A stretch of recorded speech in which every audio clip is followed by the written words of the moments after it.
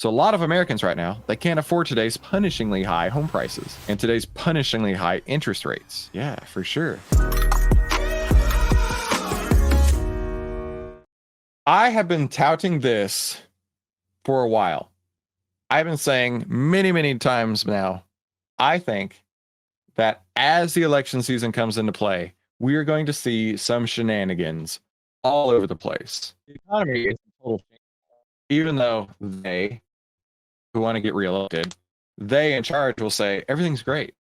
Let's break this down. The amount of delinquencies, so people who can't pay their bills, is hitting highs not seen since the great financial crisis in 2008, 2009. Yet the economy is in good shape. Credit card balances are hitting new all-time highs because people can't afford their daily necessities. So they're having to put it on credit cards, but the economy is in great shape.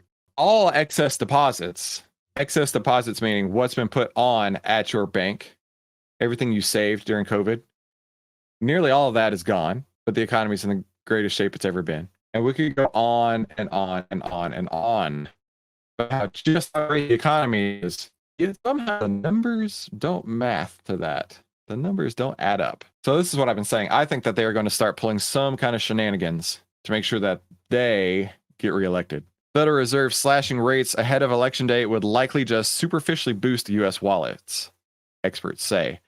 And the president has said earlier this year he anticipates the Fed will slash interest rates. The president just a couple days ago came out saying he's going to cut student loans again. Remember that promise he made right before he got elected? Remember that promise? That still hasn't happened yet? Yeah, they're trying that again. They're trying to see just how gullible you are. Are you actually going to vote for that again? The Fed is anticipating slash interest rates this year ahead of election day, which will likely lead to a superficial boost to Americans feeling wealthier ahead of casting their votes.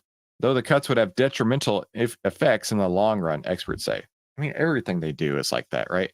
Short-term wins, long-term huge losses.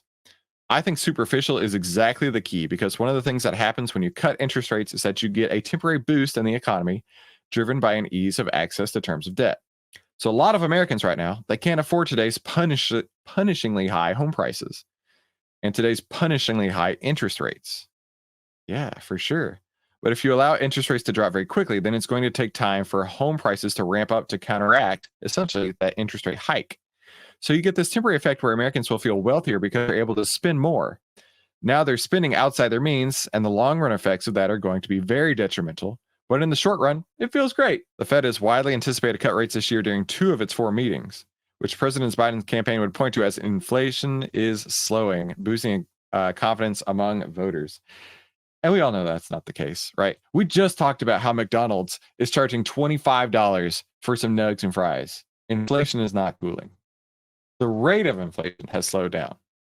We're not at 9% anymore, but we're still at 3% or higher, meaning prices are still going up.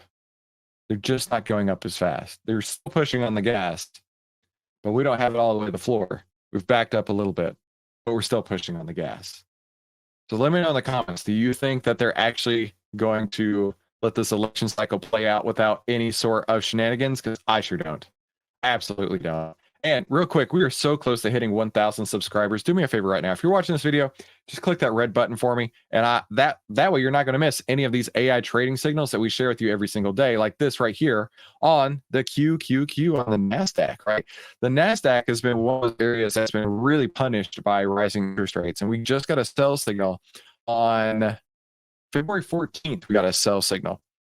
So if you were long in the NASDAQ, now may be the time to go to cash. And in fact, looking at these AI trading data here, right, we can see Outlier actually shows a 77.77% return. That seems like a very lucky place to be, 77.77. So if you're interested in getting your hands on these AI trading signals, I don't know why you wouldn't, because it just makes life that much easier. Be sure to head over to ovtlyr.com to see why Outliers win. Now let's take a look at here, this person saying, I really, really hate to go a full tinfoil hat, but is there any other explanation to the Fed cutting rates in the face of ramping inflation other than they want Biden to win the election? In November 2017, Jerome Powell tricked Donald Trump into picking him so that he could help Biden win election 7.5 years later. The evil plot worked. We're like Trump interfered with the Fed. Okay, I'm not going down that rabbit hole here. Inflation's falling to about 5%. Yeah, that's awesome. Let's see what else people are saying here. The only one that I can think of, the only thing I can think of is they want the cost of financing the debt lower. Oh, the cost of financing their own debt lower.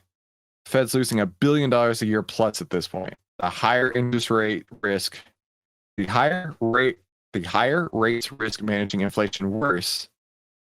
I am not reading this right. Fiscal dominance, meaning the higher rates risk making inflation worse because of the interest on our debt payments. Okay. Geez, Chris, learn to read.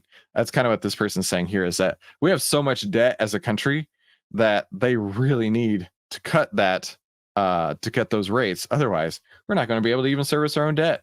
So, hey, do me a favor. YouTube is showing you 2 videos right after this. Be sure to click one of those to watch more.